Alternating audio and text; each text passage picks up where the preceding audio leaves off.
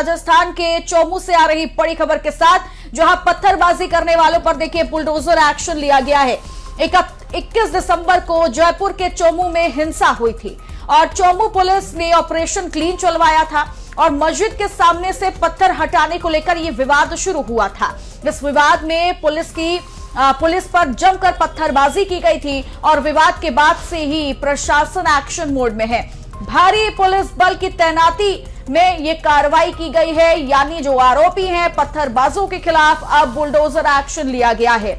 21 दिसंबर का ये पूरा मामला है, जयपुर के चोमू का ये मामला है जहां पर हिंसा हुई थी और इसके बाद चोमू पुलिस की ओर से ऑपरेशन क्लीन चलाया गया था।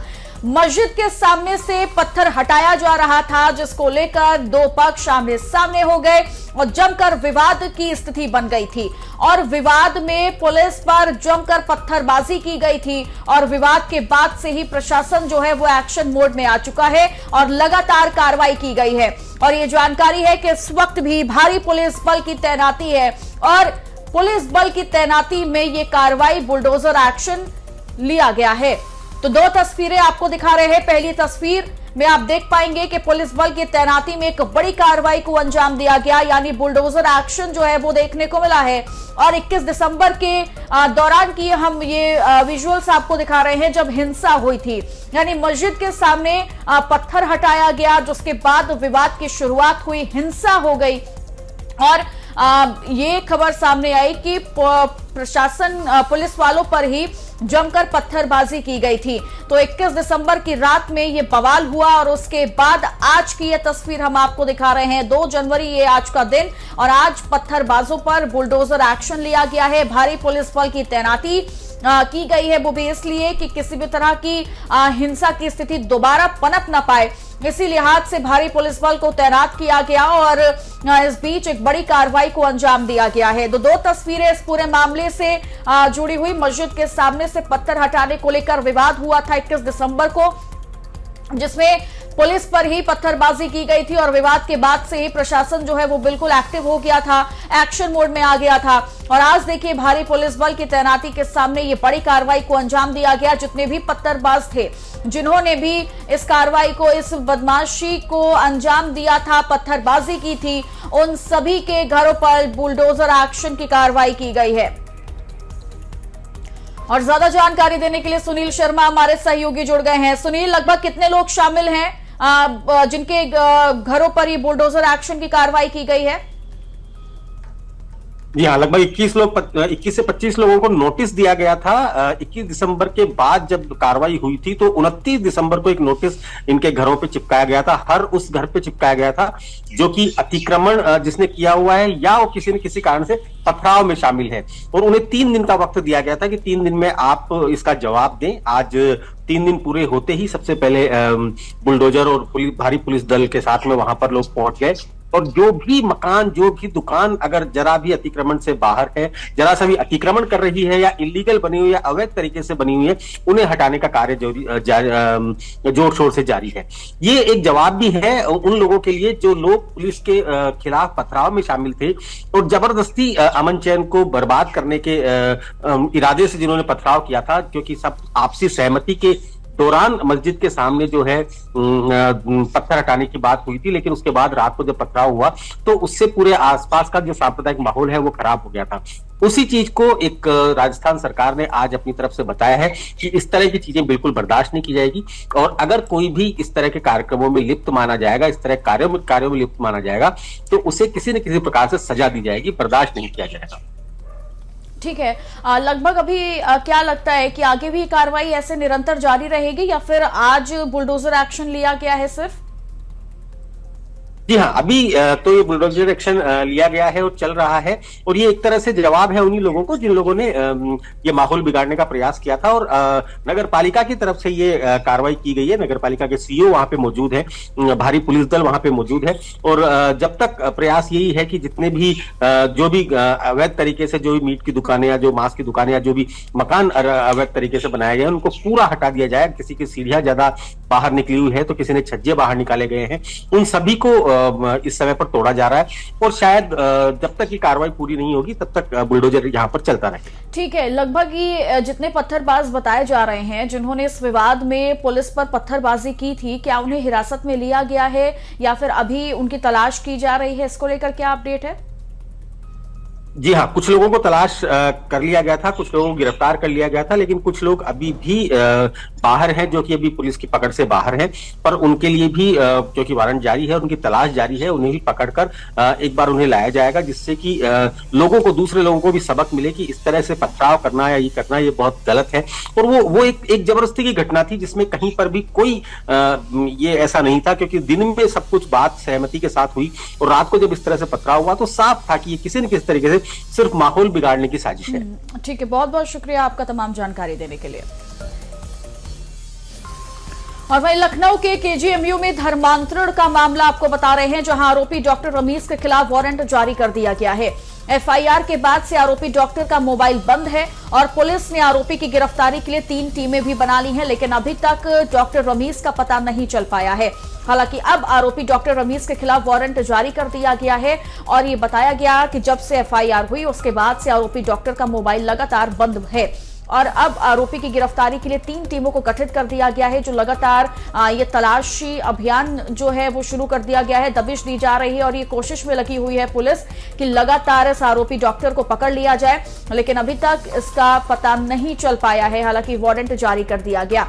तो लखनऊ के केजीएमयू में धर्मांतरण का पूरा मामला जो लगातार तूल पकड़ता जा रहा है, एक तरफ जांच भी केजीएमयू में की जा रही है, लोगों से पूछताछ की जा रही है, जो अन्य डॉक्टर हैं उनसे भी लगातार पूछताछ की जा रही है और कई टीमें भी बनाई गई और इस टीम में कई सदस्यों को बदला भी गया था, जिसमें रिटायर्ड आईपीएस को भी शामिल किया गया और ये कोशिश की जा रही थी कि जो जांच है वो पूरी पारदर्शिता से, व्यापकता के साथ इस जांच को पूरा किया जाए और जो सारी चीजें हैं खंगालने की जिन्हें कोशिश की जा रही है उससे भी पर्दा उठ पाए। लेकिन अब जानकारी अपडेट ये आ रही है कि आरोपी डॉक्टर रमीज के खिलाफ वारंट जारी हो चुका है।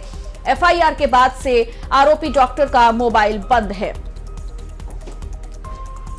तो बड़ी खबर, बड़ी जानकारी, लखनऊ के केजीएमयू में धर्मांतरण का ये पूरा मामला, जहां आरोपी डॉक्टर रमीज के खिलाफ वारंट जारी हो चुका है। हालांकि लगातार दबिश दी जा रही है, लेकिन मोबाइल फोन को भी बार बार ट्रेस करने की कोशिश की गई, लेकिन जानकारी यह है कि एफआईआर के बाद से आरोपी डॉक्टर का मोबाइल फोन बंद है। हालांकि 3 टीमों को जो गठित किया गया वो 3 टीमें भी अपना अपना काम कर रही हैं। एक तरफ जांच की जा रही है, रिपोर्ट को बनाने की तैयारी भी की जा रही है, तो दूसरी ओर पता लगाने की भी कोशिश की जा रही है कि आरोपी डॉक्टर रमीज इस वक्त कहां छिपा हुआ है और कौन उसको पनाह दे रहा है, कौन इसमें संलिप्त है, उसको पनाह देने में उसके खिलाफ ही कड़ी से कड़ी कार्रवाई की जाएगी। तो एफआईआर के बाद से आरोपी डॉक्टर का मोबाइल बंद है। पुलिस ने आरोपी की गिरफ्तारी के लिए 3 टीमें बनाई हैं। तो बड़ी खबर, लखनऊ के केजीएमयू में धर्मांतरण का पूरा मामला आपको बता रहे हैं, जहां आरोपी डॉक्टर रमीज के खिलाफ वारंट जारी कर दिया गया है।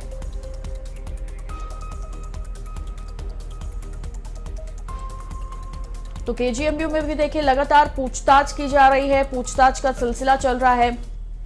तो दूसरी ओर जो पीड़िता है उसे भी सुरक्षा देने की बात की गई है, सुरक्षा दी गई है, लेकिन डॉक्टर रमीज को पकड़ने की पूरी जद्दोजहद में जो टीम है वो भी लगी हुई है और ये कोशिश की जा रही है कि जल्द से जल्द आरोपी डॉक्टर रमीज को पकड़ लिया जाए। हालांकि अब उसके खिलाफ वारंट जारी कर दिया गया है और एफआईआर के बाद से ही जो मोबाइल फोन उसका ट्रेस करने की कोशिश की जा रही है। तो खबर यह है कि आरोपी का मोबाइल फोन जो है वो लगातार बंद है, यानी एफआईआर के बाद से ही आरोपी डॉक्टर का मोबाइल बंद है। हालांकि पुलिस ने आरोपी की गिरफ्तारी के लिए 3 टीमें बनाई हैं। नीरज मिश्रा हमारे सहयोगी जुड़ गए हैं तमाम जानकारी के साथ। नीरज, वारंट जारी कर दिया गया है, लेकिन वारंट जारी हो जाने से क्या लगता है कि डॉक्टर रमीज को पकड़ लिया जाएगा या फिर वो सरेंडर कर देगा? किस तरीके से आगे इस कार्रवाई को अंजाम दिया जा सकता है? देखिए, आरोपियों के खिलाफ कोर्ट के द्वारा अब वारंट जारी कर दिया गया है, यानी कि अब पुलिस इसे पकड़कर कोर्ट में पेश करेगी। अभी तक इसे पुलिस बुला रही थी, इसको समन भी दिया गया था, लेकिन ये आया नहीं। परिवार से भी इसके बारे में जानकारी ली गई, परिवार को भी कुछ नहीं पता था। तो लव जिहाद के इस मामले में डॉक्टर रमीज मलिक की तलाश अब पुलिस कर रही है। पुलिस की 3 टीमें बना दी गई हैं और वो जगह जगह इसकी तलाश में छापेमारी कर रही हैं। इसका फोन चूंकि स्विच ऑफ जा रहा है और इसके अलावा वो किस फोन का इस्तेमाल कर रहा है, क्या वो किसी और फोन का इस्तेमाल कर रहा है या किसी और साथी के संपर्क में है, तो पुलिस गोपनीय तरीके से, और इसमें साइबर सेल भी और जो सर्विलांस सेल है, ये दोनों टीमें लगी हुई हैं और बहुत ही जल्द कहा जा रहा है कि इसका पता चलेगा। इसकी आखिरी लोकेशन जो मिली थी ये उत्तराखंड के आसपास मिली थी और इस आधार पे भी उत्तराखंड भी पुलिस भेजी गई थी, लेकिन उसका पता नहीं चला। लेकिन इतना जरूर है कि अब इसका बचना मुश्किल है, क्योंकि इसके खिलाफ अब वारंट हो गया है, तो अब इसे पुलिस पकड़कर अदालत में पेश करेगी। ठीक है, लेकिन ऐसा लगता है कि डॉक्टर रमीज ने अभी तक सरेंडर नहीं किया, उसका पता नहीं चल पाया है, और जबकि ऐसा नहीं होगा कि डॉक्टर रमीज को नहीं पता होगा कि ये मामला कितना ज्यादा पेचीदा होता जा रहा है। अब ऐसे में क्या ये मुमकिन है कि आने वाले वक्त में अगर वारंट के बाद भी उसका पता नहीं चल पाता है तो एनबीडब्ल्यू जारी हो सकता है? निश्चित तौर पर वारंट के बाद देखिए एनबीडब्ल्यू जारी होगा, फिर उसके बाद इसके ऊपर इनाम भी रखा जाएगा, 82-83 की कार्रवाई भी होगी, अधिकुर्की की कार्रवाई भी हो सकती है। तो कानून अपनी तरीके से इसको पकड़ने का, इसको कोर्ट में पेश करने का हर तरीके का प्रयास कानूनी तरीके से ही किया जा रहा है और अभी फिलहाल ये फरार है और इसकी गिरफ्तारी के लिए जो टीमें बनाई गई हैं वो जगह जगह दबिश देकर इसको पकड़ने का फिलहाल प्रयास कर रही है। ठीक है, 3 टीमों को गठित किया गया जो आरोपी की गिरफ्तारी के लिए बनाई गई हैं, लेकिन इससे पहले ये खबर भी थी कि जो जांच होनी है उस टीम में कहीं ना कहीं बदलाव करते हुए 2 सदस्यों को शामिल किया गया था, जिसमें रिटायर्ड आईपीएस अधिकारी भी शामिल किए गए थे। तो उनकी जांच कहां तक पहुंची है, वो किस तरीके से जांच को आगे बढ़ा रहे हैं, क्या कोई इनपुट अब तक सामने आ पाया है? जी, जो जांच रिपोर्ट बनाई गई थी देखिए चित्रा, उसमें 2 और लोगों को ऐड किया था। उसमें एक रिटायर्ड आईपीएस थे भावेश कुमार, इसके अलावा एक महिला डॉक्टर भी थी और अब अभी 7 दिन में वो बचे हुए हैं। 7 दिनों के अंदर उन्हें रिपोर्ट पेश करनी, चूंकि गोपनीय मामला है और इसमें तरह तरह से लोगों से पूछताछ की जा रही है, तो इसलिए अभी रिपोर्ट सामने नहीं आई है, क्योंकि 7 दिन भी पूरा नहीं हुआ है और हो सकता है कि और कुछ तथ्य जुटाने पड़े और वो दिन और भी बढ़ जाएं, 7 जगह और भी दिन बढ़ सकते हैं, क्योंकि 2 नए लोग ऐड हुए हैं, वो अपने तरीके से काम करेंगे और वरिष्ठ लोग हैं। तो कुल मिला के कहा जाए कि 7 दिन के बाद ही ये रिपोर्ट सामने आएगी और गोपनीय रिपोर्ट होती है कि क्या कहीं धर्मांतरण का कोई रैकेट तो नहीं चल रहा है या कहीं और लोग तो नहीं इन्वॉल्व है, क्या कोई ब्लैक शिप और अंदर काम कर रही है, इस तरह की। तो एक गोपनीय रिपोर्ट तैयार की जा रही है, बहुत जल्द वो रिपोर्ट सामने भी आएगी। ठीक है, बहुत बहुत शुक्रिया नीरज आपका तमाम जानकारी के लिए। उत्तराखंड के रुद्रपुर में किच्छा के पुलभट्ट थाना क्षेत्र में न्यू ईयर को एक बड़ा हादसा हुआ, जिसमें थार सवार 2 युवकों की मौत हो गई, जबकि एक युवक घायल हो गया। घायल को सीएचसी किच्छा में भर्ती करवाया गया, जहां से उसे इलाज के लिए हायर सेंटर रेफर कर दिया गया। आपको बता दें कि रुद्रपुर की तरफ से सितारगंज जा रही थार बड़ी चौकी के पास अनियंत्रित होकर गन्ने के खेत में जाकर पलट गई, जिससे ये बड़ा हादसा हो गया। घटना की जानकारी मिलने के बाद बड़ी चौकी पुलिस ने घायलों को सीएचसी किच्छा में भर्ती कराया, जहां डॉक्टरों की टीम ने 2 युवकों को मृत घोषित कर दिया। दोनों युवकों की मौत से उनके परिवार में कोहराम मचा हुआ है। फिलहाल पुलिस ने शवों को पोस्टमार्टम के लिए भेज दिया है, जबकि घायल युवक का इलाज जारी है। तो बड़ी जानकारी है, बड़ी खबर आपको बता रहे हैं। एक बड़ा हादसा रुद्रपुर में किच्छा के पुलभट्ट थाना क्षेत्र में हुआ। न्यू ईयर के दौरान बड़ा हादसा हुआ है, जिसमें थार सवार 2 युवकों की मौत हो गई, जबकि एक युवक जो बचा था वो गंभीर रूप से घायल बताया जा रहा है। फिलहाल घायल को देखिए सीएचसी में एडमिट करवाया गया, उसका इलाज चल रहा है और उसके बाद उसे हायर सेंटर भी रेफर कर दिया गया है। जानकारी ये है कि रुद्रपुर की तरफ से सितारगंज जा रही ये थार बड़ी चौकी के पास अनियंत्रित होकर गन्ने के खेत में जाकर पलट गई थी, जिसके बाद ये बड़ा हादसा हो गया और इसमें 3 लोग सवार थे, जिनमें से 2 की मौत हो गई है और एक की हालत गंभीर है। सुबह जानकारी में आया, जैसा कि एसओ पुलभट्टा ने बताया, कि रात करीब 1-1:30 बजे सितारगंज से पुलभट्टा की ओर एक थार आ रही थी और जो कि अनियंत्रित होकर गन्ने के खेत में पलट गई, जिसमें संभवतः 2 लोगों की डेथ हुई है और 3 लोग सवार थे, एक की सर्जरी चल रही है। और प्रथम दृष्टया जो पुलिस को ज्ञात हुआ है वहाँ मौके को देख करके, और जिस तरह से गाड़ी डैमेज थी कि ओवर स्पीड रही होगी गाड़ी, और इसकी विस्तृत जब जांच करेंगे उसके बाद ही घटना का वास्तविक कारण का पता चल पाएगा। प्रयागराज माघ मेला कैंप में मुलायम सिंह की मूर्ति की जगह राधा कृष्ण की मूर्ति लगाए जाने पर विधानसभा में विपक्ष के नेता माता प्रसाद पांडे ने अपना बयान दिया। उन्होंने कहा कि अखिलेश यादव ने विवाद को कम करने के लिए कहा है कि नेताजी की मूर्ति नहीं लगाई जाएगी, उनकी जगह राधा कृष्ण की मूर्ति लगाई जाएगी।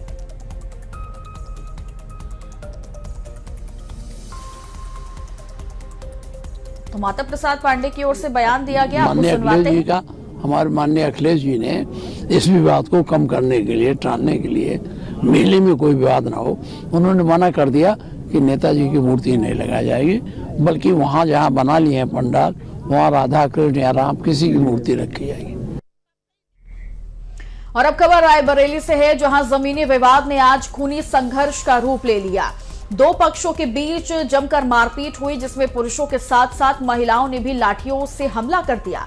ये पूरी मारपीट का वीडियो कैमरे में कैद हो गया और अब इसका वीडियो तेजी से वायरल भी हो रहा है। वायरल वीडियो के आधार पर पुलिस जांच में जुट गई है।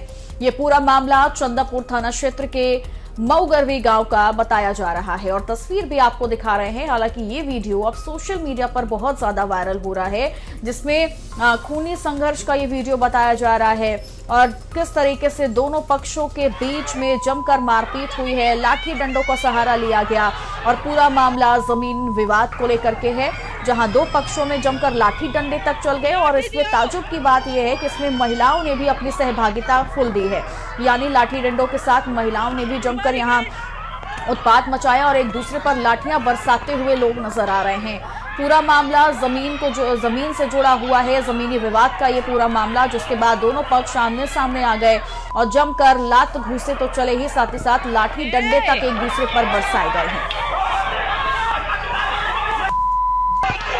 तो ये वीडियो अब सोशल मीडिया पर बहुत ज्यादा वायरल हो रहा है और अब इस वीडियो के आधार पर पुलिस भी जांच पड़ताल में जुट गई है और लगातार कई तरह के रिएक्शन भी इस पूरे वीडियो पर आने लगे हैं।